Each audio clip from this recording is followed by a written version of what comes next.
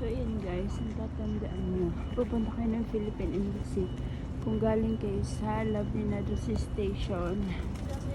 Ayan. Diretsuhin nyo lang yan dito sa may tramway. Tramway. Tapos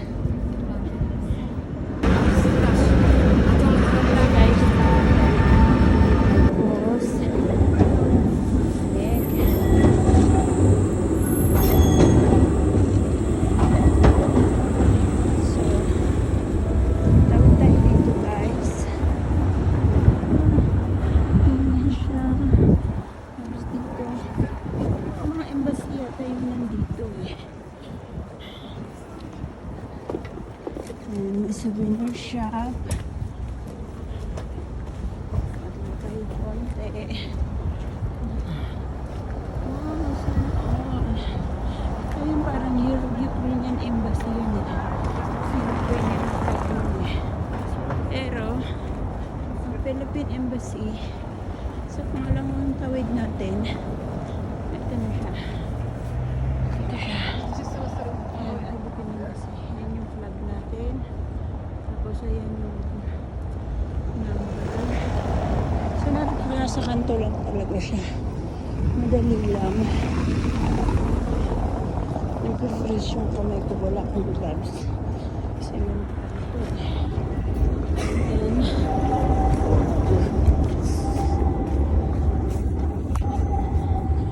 And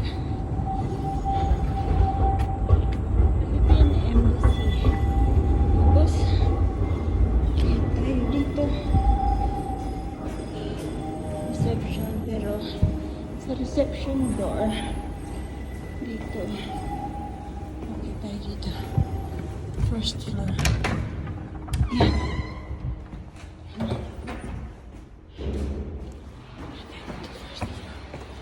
Okay, ipagkait mo dyan sa door na yan kasi bawal ang cellphone doon. Hindi ako umabot. And guys, nakuha ko na yung document ko sa embassy.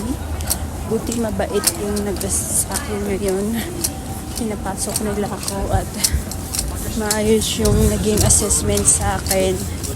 Tapos nakapag-register din ako sa online voting for 2028 election. So, naging one-stop shop yung lakad ko today, which is very interested din ako sa online voting.